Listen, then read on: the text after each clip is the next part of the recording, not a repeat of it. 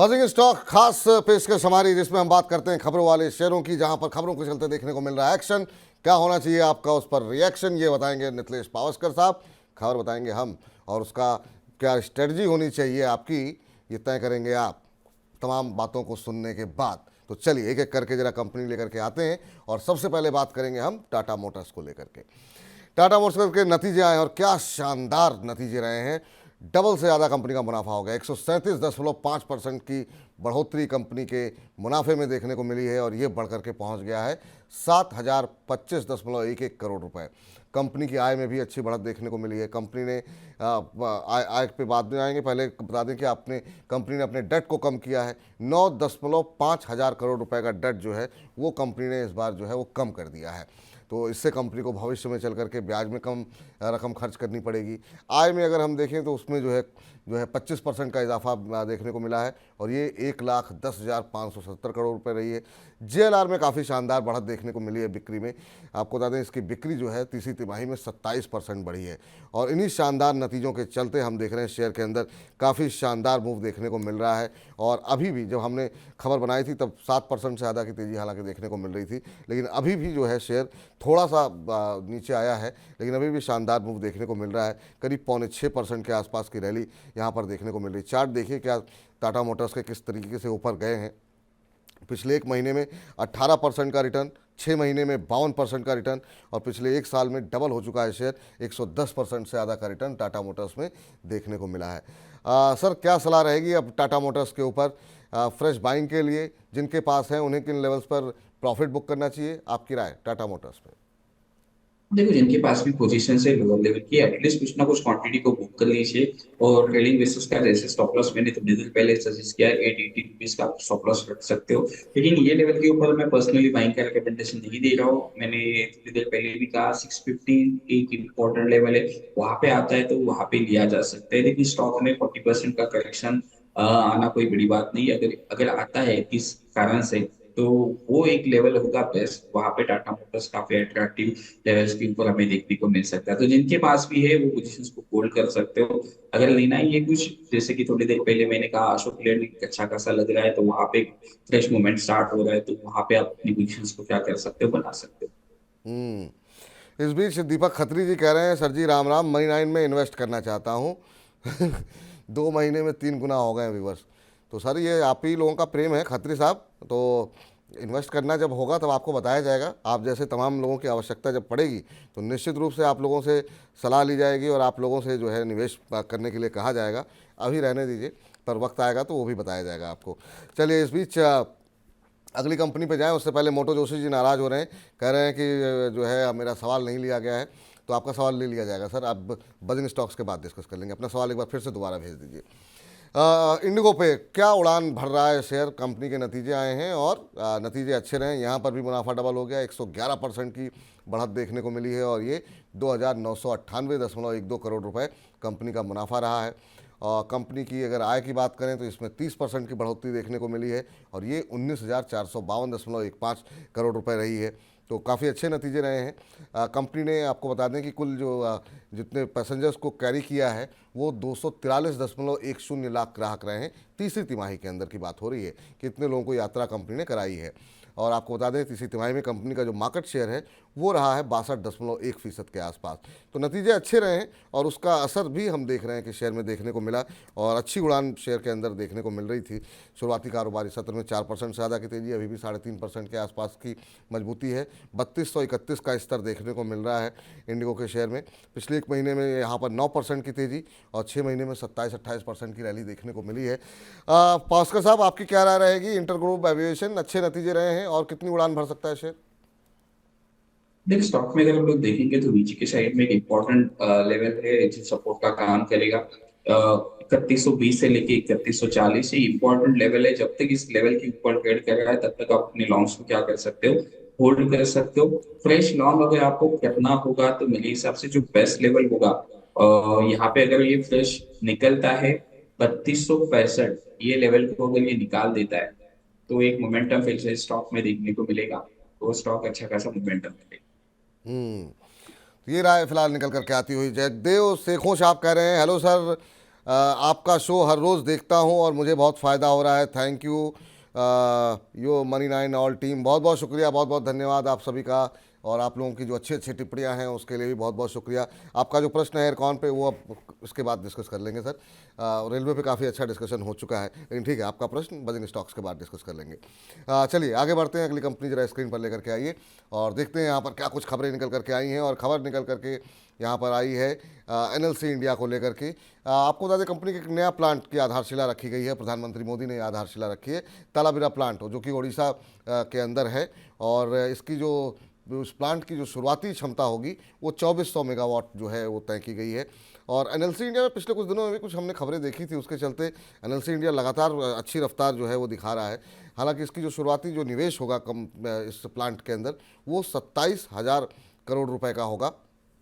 नए प्लांट के चलते कंपनी में 4% से ज़्यादा की तेज़ी शुरुआती कारोबार में देखने को मिल रही थी सत्र में, जब हमने खबर बनाई थी। लेकिन अब ये रफ्तार बढ़ चुकी है। जी हाँ, अब 8.5-9% की तेज़ी यहाँ पर देखने को मिल रही है एनएलसी इंडिया में। और ये 289-290 तक पहुँचता हुआ ये शेयर दिखाई दे रहा है। शानदार मूव रहा है। जैसा अभी हमने आपको बताया कि एक महीने में 28-29% की रैली यहाँ पर ऑलरेडी आ चुकी है। 6 महीने के अंदर 150% के आसपास 141% की रैली यहाँ पर आ चुकी है। ये चार्ट आपको दिखला रहा है कि कहाँ से शेयर चलना शुरू हुआ था और कहाँ पहुँचता दिखाई दे रहा है। और कितना अपसाइड बाकी रह गया है सर एनएलसी इंडिया? शानदार तेजी।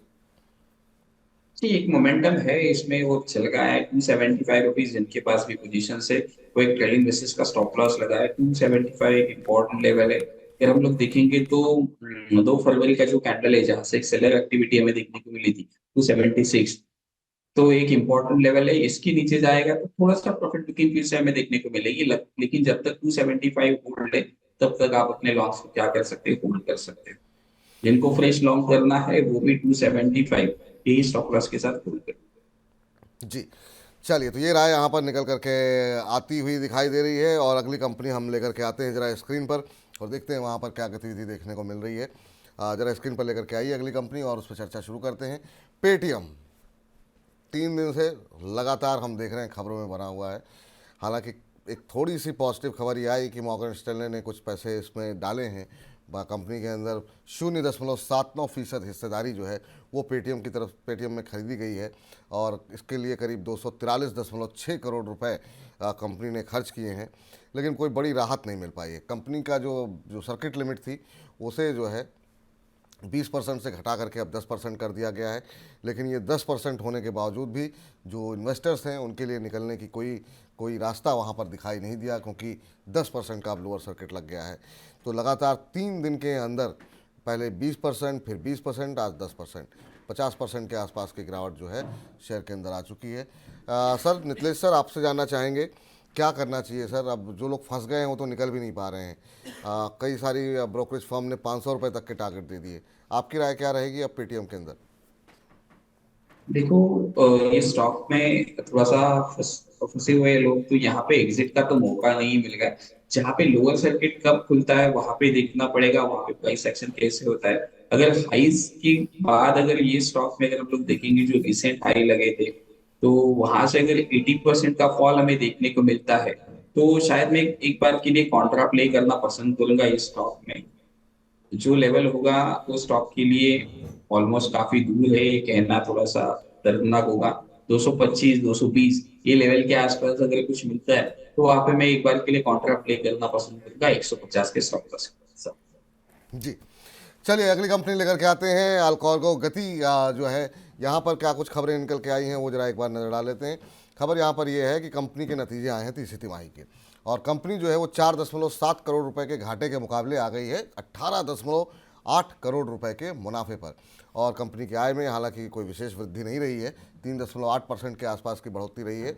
और माफ़ कीजिएगा, घटी है कंपनी की आय जो है 3.8% घटी है, और ये घट करके 424.5 करोड़ रुपए रही है।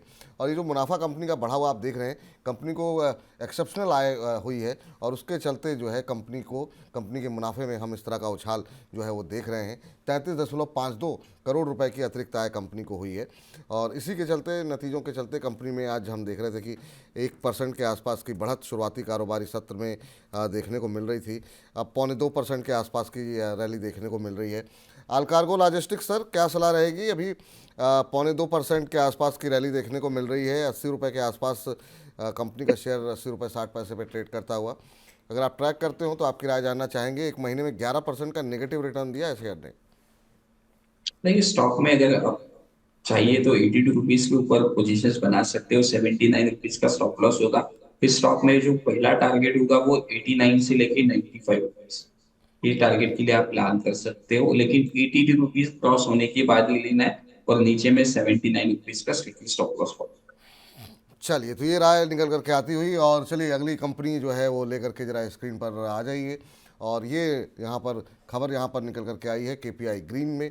केपीआई ग्रीन में आज लगा हुआ है 5% का अपर सर्किट। खबर क्या है कि एथर इंडस्ट्रीज से कंपनी को 15 मेगावाट का जो है एक नया ऑर्डर मिला है। और इससे पहले ही जनवरी महीने में भी आपको बता दें एक 5 मेगावाट का ऑर्डर मिला था स्काईविन पेपर से। तो ये जो लगातार कंपनी को नए नए ऑर्डर्स मिल रहे हैं, वो काफ़ी कंपनी के लिए जो है एक सकारात्मक भूमिका निभा रहे हैं। 2024-25 में ही ये दोनों ऑर्डर कंपनी को पूरे करने होंगे। और कंपनी के शेयर में जो है हम जो शुरुआती कारोबारी सत्ता उसमें हम देख रहे थे 5% का अपर सर्किट लगा हुआ था, अभी भी वो सर्किट लगा हुआ है। सर, केपीआई ग्रीन पे आपकी राय जानना चाहेंगे। 5% का अपर सर्किट लगा हुआ है, लेकिन ये शेयर एक महीने के अंदर 54% भाग चुका है। सर, ये चार्ट देखिए स्क्रीन पर किस तरीके से ये लगातार जो है ऊपर की तरफ जाता हुआ दिखाई दे रहा है। अब 2193 का लेवल देखने को मिल रहा है। पिछले 6 महीने में 164% की रैली यहाँ पर आ चुकी है। क्या सजेस्ट करेंगे सर अब इतनी तेज़ी आने के बाद? देखो जिनके पास भी ये पोजीशंस थोड़ा थोड़ा बुक करके चलीजिए, क्योंकि ऐसे स्टॉक में जब भी लोअर सर्किट लगना चालू हो जाता है तो एग्जिट का मौका नहीं मिलता है। क्योंकि कुछ समय मतलब 2012 या फिर 2014 की बात होगी, एक ऐसी स्टॉक था कैस्ट्रिक टेक्नोलॉजी, तो 40 रुपए से स्टॉक 350 रुपए तक कंटिन्यूसली सर्किट सर्किट मारते चला गया। और जहां से उसने लोअर सर्किट लगाना स्टार्ट किया वो 18 रुपए के आसपास, उसने वो सर्किट फाइल से ओपन किया था। तो ऐसे स्टॉक जो मोमेंटम के साथ चले गए, तो वहां पे हमेशा सेफ्टी के लिए कुछ ना कुछ क्वांटिटी को बुक करके अपने स्टॉप लॉसेस को ट्रेल करते चलिए। क्योंकि मोमेंटम के साथ स्टॉक चल रहे होते हैं, कभी कभार कुछ खराब न्यूज आती है तो उस वजह से स्टॉक में गिरावट देखने को मिलती है। तो स्टॉक को धीरे धीरे करके आप पोजीशंस को क्या कर ले, एग्जिट कर लीजिए। हम्म। चलिए, तो ये राय निकल करके आती हुई, और अगली कंपनी लेकर के आते हैं अहलुवालिया कॉन्ट्रैक्ट्स। और ये बस जो है समझिए कि जब जब निकल रहे थे घर से और एकदम से जो है एक जो है खबर ब्रेकिंग हुई और इसको हमने शामिल किया, तो बहुत ज़्यादा डिटेल तो नहीं है यहाँ पर, लेकिन 394 करोड़ रुपए का कंपनी को ऑर्डर मिला है। और ये रिहायशी बिल्डिंग बनाने के लिए मिला हुआ है, लेकिन कहाँ से मिला है का पूरी डिटेल उस समय तक नहीं आई थी। लेकिन ये थी कि मतलब इतने बड़े ऑर्डर मिलने के बाद शेयर में काफ़ी अच्छा मोमेंटम देखने को मिल रहा था। अभी अगर हम देखें तो जो भाव देखने को मिल रहा है अहलुवालिया कॉन्ट्रैक्ट के ऊपर, जो स्थिति यहाँ पर देखने को मिल रही है, अभी 5.6% के आसपास की तेज़ी यहाँ पर देखने को मिल रही है। 911 913 का भाव यहाँ पर देखने को मिल रहा है। सर, एक बड़ा ऑर्डर मिला है कंपनी को, और उस बड़े ऑर्डर के बाद काफ़ी अच्छा मूवमेंट देखने को मिला है। पिछले एक महीने में करीब 16%, 6 महीने में 21-22% की रैली यहाँ पर आती हुई दिखाई दी है। आप क्या सजेस्ट कर रहे हैं सर करंट लेवल के ऊपर? फ्रेश बाइंग की देखिए जा स्टॉक का सकती है? स्ट्रक्चर अच्छा है, अच्छा लग रहा है, लेकिन एक बार के लिए भी इस स्टॉक को 900 रुपए की नीचे देख के फिर अगर ये 905 रुपए के ऊपर सस्टेन करता है तो इस स्टॉक में पोजीशंस बनाऊंगा 870 के स्टॉप लॉस के साथ। फिर ऊपर में टारगेट होगा 990 से लेके 1030। हम्म।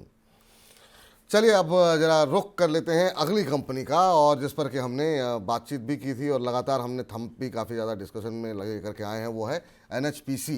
क्या शानदार मूव देखने को मिल रहा है एनएचपीसी के अंदर। और अब जो है तो तमाम तकनीकी एक्सपर्ट्स हैं उनकी अब रडार पे आता हुआ, और लोगों का मानना ये है कि यहाँ पर टेक्निकल एक ब्रेकआउट की स्थिति देखने को मिल रही है।